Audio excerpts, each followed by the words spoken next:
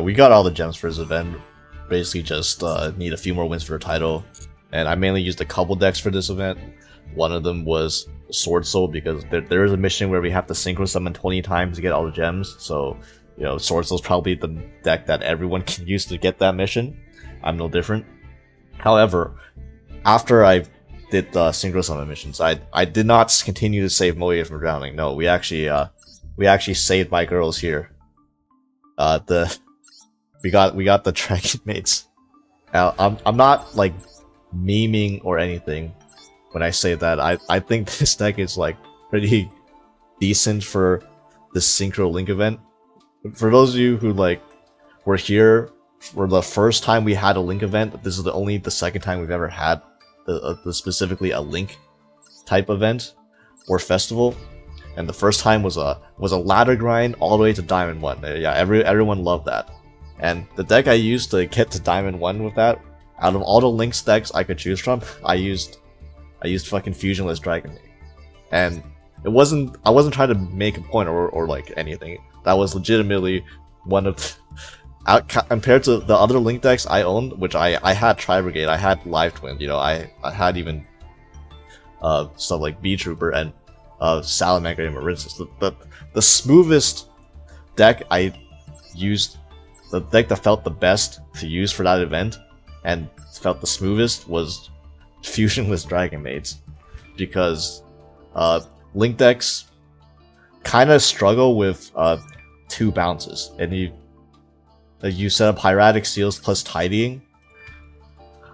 You know, a lot of extra deck decks struggle to play through that. Unironically, like 2 bounces that provide follow-up on the next turn. Not to mention that while the majority of decks in this event get hit by Nibiru, this deck actually was one of the few decks that actually does not care too much about Nibiru at all. It's not just because it's so bad that it's not physically capable of playing Nibiru. You can definitely have explosive plays to ODK your opponent if you choose to. However, you can also play it safe and just, if you want to play around Nibiru, enter battle phase, attack with a bunch of beat sticks.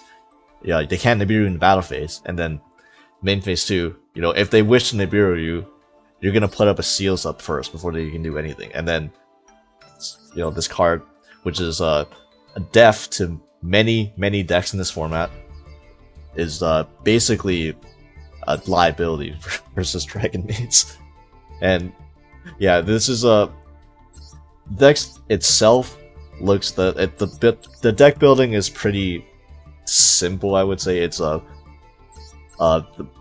3 best DRAGONMAID cards plus black metal, the 3 best level 4 or lower DRAGONMAID monsters. Sorry, Laundry, you're not reliable enough. I don't have any Eldritches in this deck, so she wouldn't even fit in here anyways. But yeah, Chamber, Parlor, and Kitchen, and then 3 Black Metal Dragon, because Chamber, Parlor, and Black Metal, all of these represent 1-card spheres, but spheres is the entire deck. Contrary to what you might believe, in that DRAGONMAID being a fusion deck, and you might think Shao is the most important card, or like any fusion. No, that's absolutely not correct. The most important card of the deck, the core card of the deck, is Seals. Without Seals, this deck really struggles to function. But without fusions, this deck can, like any other deck, it can just do link plays instead of putting your resources into searching a fusion spell. You can just put your resources into searching more hospitalities, more Titans, and getting more buys on the field. And you can do link plays if you wish, or you could also just play a very robust control game, because as I mentioned, bounces are really hard for decks that need to go into the extra deck. The bouncing is really annoying to play through. It's not, especially when you combine that with these 18 hand traps. And like I mentioned, unlike the other decks in this format that play a lot of hand traps, this one doesn't die to nib, you know, unlike Marincess or Salamander. And while technically this deck is playable with just 3 structure decks, I'm not gonna go out of my way and call this deck budget or anything, because unfortunately the way Master Duel is, Konami made every single good hand trap a UR, so it might be acceptable to assume that you have 3 Ash and 3 Imperm and maybe 3 Baylor, but the fact that I'm also running triple Nibiru and triple Bell, and I know not everyone has triple Nibiru. There are people who I've talked to who top 100 DC Cups who do not own triple Nibiru because there hasn't been many formats in Master that have justified running 3 Nibiru, or that Nibiru has been good enough to justify running 3 copies of. So that's one thing. And then also Ghost Spell, because even though without Max C, Called By shouldn't be, it's not really as good anymore if you don't have game or turn ending hand trap to hit. People are gonna play. This is an event. This isn't the real serious format, so people are gonna play what they own, and lots of people are gonna own Called By the Graves and not necessarily own the other hand traps. So because people are still gonna play Called By the Grave, you absolutely need to run protection for Ghost Spell. If you get Called By on your Heraldic Seals, it is so sad. It's sometimes you just lose the game on the spot. If you that's why I'm still, even though Ghost Spell is questionable as a actual hand trap, I would rather run this than run the 1-up cross and run more Called By the Graves, which are not as good going second. And yeah, Ghost Spell is just you need to protect your seals, basically. Protect your balls. That's the game. That's the name of the game. You're playing balls control, bouncing shit back to your opponent, and then protecting your balls. Yeah, this is the extra deck. We can play it very loose. The only cards that really matter in this extra deck are Seals, 3 of them, a Link 1 Dragon monster of your choice, just to be able to link off your DRAGONMAID monster that you can revive them with your Hospitality or your Rise Darkness Metal, and then just run whatever the hell other links you want. There are 4 different Charmers. 4 Charmers just so that if at any point I draw into a Veiler, and I can use any attribute I have, whether it be a Fire, Wind, Dark, or Light, with the Nibiru is a light monster. Anytime I have a Veiler in grade, you can go into Selene, revive Veiler, go into Axis Code for 53, and then it's trivial to OTK your opponent with Axis Code because 2 of your dragons, Tinkek and Lord Part, they conveniently have 2700 attack.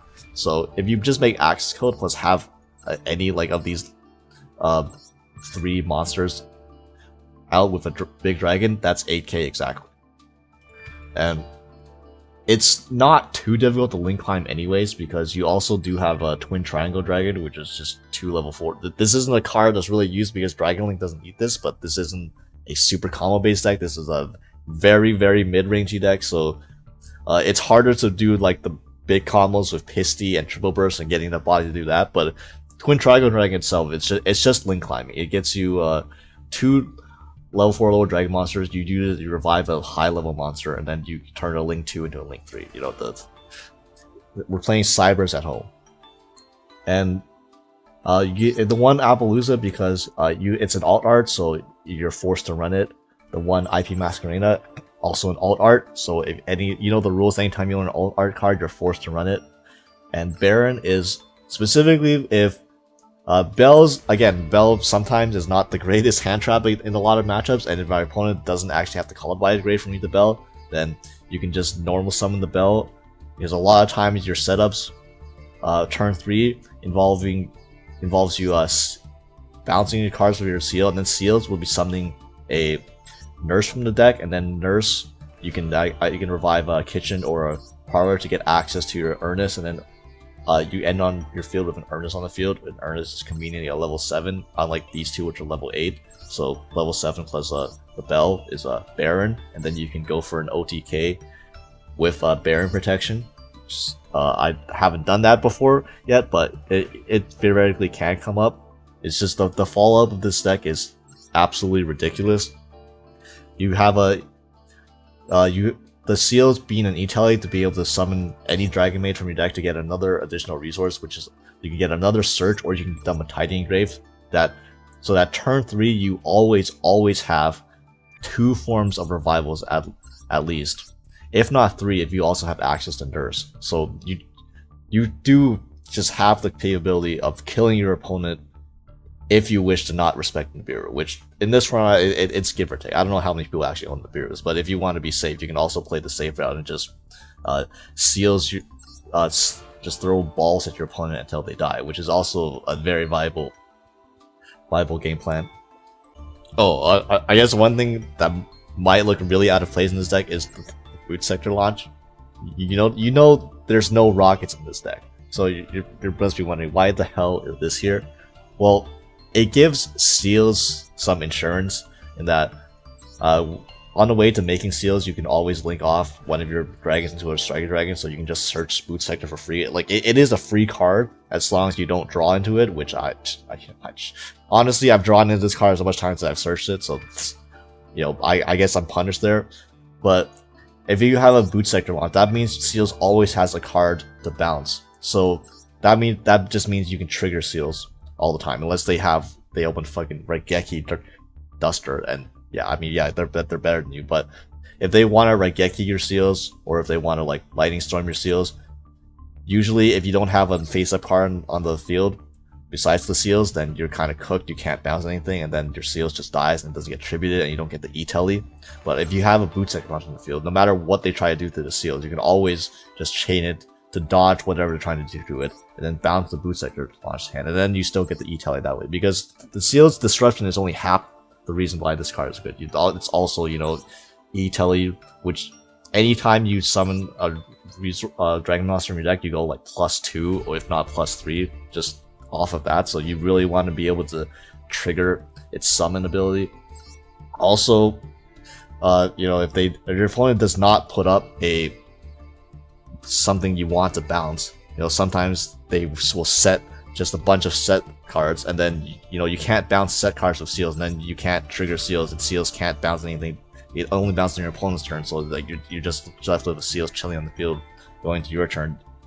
And you can still trigger seals if they don't put anything face up. And also if there's a monster that, such as a Diet Bellstar, that you don't necessarily want to bounce the hand because they'll just reuse it, you could when they enter battle phase for the seals, you can bounce the boot sector launch in your hand, so you don't bounce back something like a Diet Bellstar or Nibiru's, but you still get the trigger the seals that way. And yeah, that's what I say I use boot sector launch for. In reality, this is the freest hand trap bait in the world, because ain't nobody gonna suspect that I'm playing fucking pure Dragonmaids without fusions in the Synchro Link event.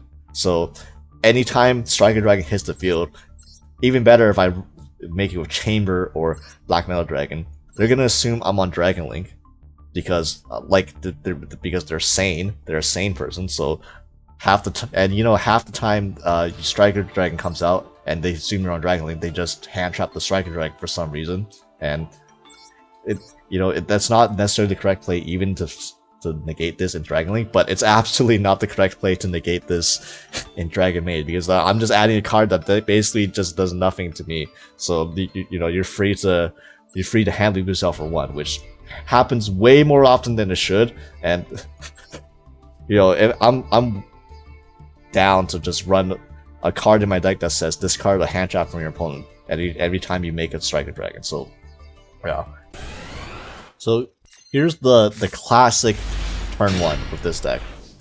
Kitchen Dragonmaid plus Hospitality, that's full combo, and by full combo I mean add Chamber, dump Chamber, revive Chamber with Hospitality, and search Tiding, and now you have Seals Tiding. I would make Striker Dragon to search Boost Sector Launch here, but I fucking drew the Boost Sector Launch once again, so no need to waste Striker Dragon, I guess. And we're just gonna place that so we have an insurance for the seals, and now we have 2 bounces plus Ash plus Nibiru. This is actually, it looks innocuous, but it's almost impossible for any deck to play through these 4 interruptions right here. Even more so when so they're gonna infirm the seals because what else are they gonna infirm, I guess, and then they're gonna be on Marincess. So Marincess especially cannot play through this board. They're gonna do the line where they add Blue Slug, Seahorse, dump Seahorse, add Blue Slug back, then special the Seahorse, and then link off into Sea Angel, and I'm just gonna Ash that because they're not gonna be able to summon any more things from the Ash because of the Dwayne Johnson right here. And before they do anything, I'm gonna chain seals. It does nothing because it's impermanent, but you know what? You should the cool play is if you have a live seals, you seals chainlink 1, Nibiru chainlink 2. That way Nibiru wipes the board, and then you know, they're left with a token, and then the seals resolve, and then seals will bounce the token. So the Nibiru full wipes their board. They don't even end with a token left, which is, I guess, is relevant if you're playing against Swordsoul, so they don't have a non-effect monster on the field. And then you get the value from seals. Oh yeah, this Nibiru just solos the Marincess deck anyways. But then we also get the seals summon, or well, so the seals gets negated, but the seals effect summon doesn't get negated, which means we can go Nurse, Chamber, add Hospitality for follow-up on the next turn, and we still have 1 bounce with the Tidying left. And, you know, because it's Marincess, they also just don't have any more plays at all anyways, so, yeah. So, here's another game, here's another setup. Man, this...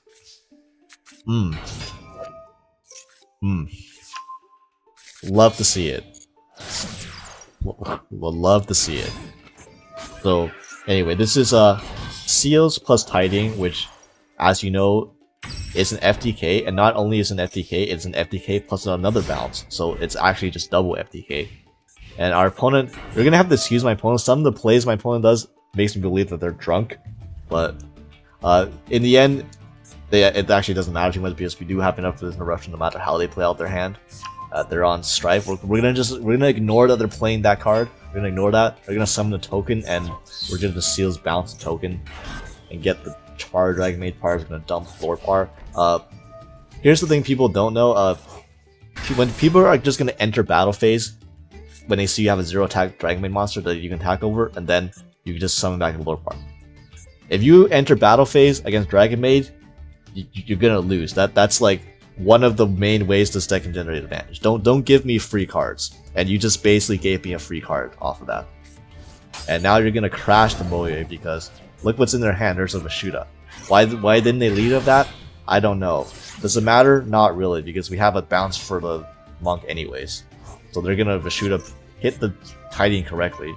So you know, we're just gonna use it because frankly the most important part of the Tidying right here is the fact that it gets to the grave. And when it gets in the grave, you can use that as follow-up. So, Power DRAGONMAID is gonna get Gammaed. That was their top deck, so that was a pretty nice top deck. So now we don't really have the option to kill them, but we can still Hospitality back to Chamber to get another Tidying for next turn. And then you see, like while this deck grinds your opponent because you just have enough resources to where you just produce Seals plus Tidying every turn. And Seals Tidying is 2 bounces every turn plus follow-up. And the follow-up you have always generates into being able to make Seals plus Tidying again. And you do that for 3 straight turns. No Link base or Synchro base that gets grinded through that. They actually top deck Sacred Summon to get the Moye, which you know, that the token is never staying on the field against the Seals. Now we can get the Nurse to bring back the power, and then the power will dump the Earnest, and they're gonna, you know, use that Swordsoul card. Enter battle phase again. People don't know how to play against DRAGONMAID. You know, why would they? But yeah, you just gave me 2 free cards. Now you're going to summon Ashuna into what? Into Monk, which is just gonna get bounced by. Just gets bounced by end phase Earnest to special summon a Chamber in my hand. Get more resources. Yeah, you can see how you don't get in. You don't want to get into a grinding of this deck. You gotta kill this deck while it's trying to get its engine together. Otherwise, like this is hard to deal with for any deck. And yeah, this is game.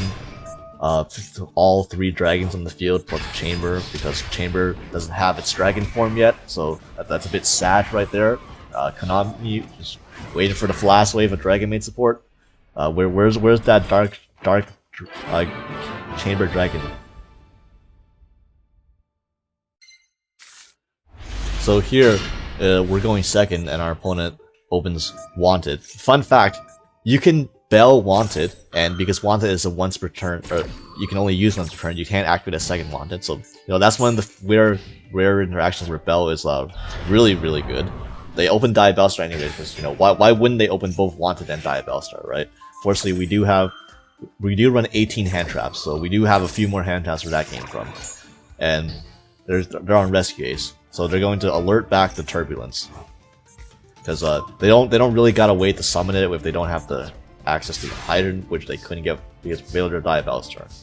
And here we're not gonna be able to kill them because we're going second and we don't have the Tidying Engrave. So going second, yeah, you're basically just trying to make it to turn 4 is the goal, which sounds like a iffy strategy, but the hand traps help, and the fact that even if you're to an established field, Seals plus Tidying is pretty decent to it. So this Diabellstar here, they're gonna enter battle phase, and here's what I mentioned about the Boot Sector launch. We can bounce the Boot Sector launch, and so we don't have to bounce the Diabellstar back to hand. So they don't get to reuse it, and we still get the summon from the Seals, which we can use for Power, and then we can get Power, dump the Big Dragon, and get the Power back in our hand. Oh yeah, then our opponent's gonna normal summon Hydra, which you know, no thank you. We're gonna bounce that Hydra back to your hand so you can't do anything. And here, this hand, I really should have killed them. I was a bit, you know, I fumbled the bag a bit here because this is one of the situations where our opponent has no monsters engraved, so all of our Charmers are dead, and I don't have a level 5 or higher monster engraved, so I don't have anything to revive off Twin Triangle Dragon. So that kind of cuts off my link climbing a little bit, which is what I thought initially, but the idea is you should discard DRAGONMAID Lore Par.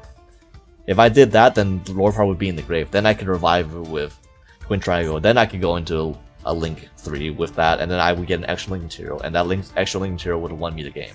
But instead, I fumbled the bag a little bit, and I dumped Nurse, and I revived Nurse with the Tidying, and then Nurse bring back the Chamber, and then Chamber will add a Hospitality. So this is still like kind of crazy, but I don't have a Link 2 I can make to generate an extra body right now, so I go straight into Unicorn, and we're putting this Diabellstar back. I don't want this Diabellstar in the grave. You can force you to hard draw it again, then bring back the Chamber, enter battle phase, and bring back Lore Par. This is what I mean. If we had that one extra body from the Twin Triangle Dragon reviving Lore Par, this would be an Axis Kill and not a Unicorn, and that would be 8k. But yeah, we fumbled the bag a little bit, and now we have to go to the Plan C, which is going to your Alt Art Appaloosa with 1600, which is against Rescue Ace, honestly, not a bad move, especially backed up with Nibiru plus Ash. Such as this Hydrant here is gonna get no value, can't even threaten the Appaloosa because 0 attack, lol. And they're gonna activate Rescue Ace HQ. Still not big enough. Normal summon Monitor, which Monitor is an on-summon effect, so that also gets cooked by the Appaloosa. And here they misplay. They go into Linkuriboh. You might be thinking, why not go Linkuriboh, right? That's free. Well, here's the problem with that move. The fact that they summon Linkuriboh, it makes Turbulence their 5th summon. So this Turbulence, it's just gonna get in the beer. Yeah, and then they end with nothing again. Well, they get to draw a card, or they would get to draw a card, but we have the Ash for that too, because this deck just, once again, 18 hand traps, bro. And here, we're not gonna fumble the bag this time. It's a formality. They have a 3k defense token. Then Chamber, add another Hospitality, bring back Nurse dump, the Hospitality dumps the Earnest, and then Harbor DRAGONMAID dumps Tidying, and then we go into Dark to bring back the Linkuriboh. Sorry, my bad. They actually shovel back the Diabellstar, going to Selene, and they quit on the Selene. I just made the Selene with Link 3. I had no Valor engrave, so it's not like I could have done anything with it, but you know, that was just going to be an Axis Kill talker to clear the token and go for game. And this is honestly one of the more interesting games I had during this event. So we're gonna, you know, this hand is pretty decent. We're going to Striker Dragon and then Black Metal, and we're going to add the Red Ice Darkness Metal. And here I make the wrong play. You'll see Red Ice Darkness Metal. I'm gonna revive the the Black Metal. I'm not actually gonna summon the Parlor because I'm gonna add Meteor Dragon as an extender, just special summon it, and then I'm gonna use Hospitality to summon the Power DRAGONMAID. This way, we dump the lore part, and then we dump tidying, and then we go into IP. So, contrary to popular belief, Seals with IP is not actually better than Seals tidying. Tidying was absolutely the correct search here. I should have not worried about the IP. I should have summoned the chamber, the Parlor with Red Eye Stars in the middle, dump Chamber DRAGONMAID, then revive Chamber with Hospitality. And then I would have a tidying set instead of my Master Arena. Especially since we have no spell as Call by Protection on the Hieratic Seals. There's no risk involved of the Seals getting called by.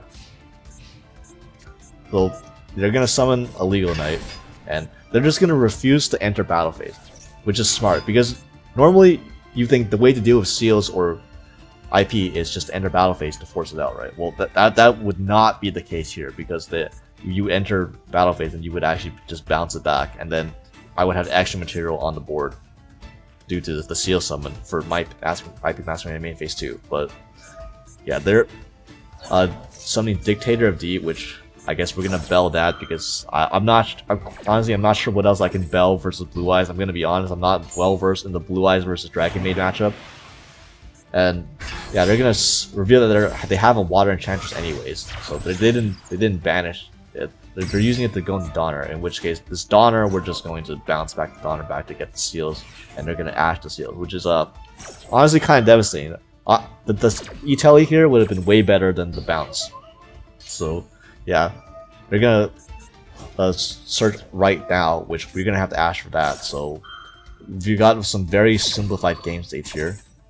When they attempt to enter battle phase with Dictator of D, we still have the Tidy engrave, so Tidying can survive Parlor, and then Parlor will send another Tidying for follow-up. And I opt to not use Master Arena here, which was honestly is probably a mistake because again I have not read Blue Eyes cards, so I was not aware that Blue Eyes Jet Dragon triggers off of my 8 cards being destroyed too, so they get a free Jet Dragon and they actually just clear my field, which is like honestly it's kind of embarrassing.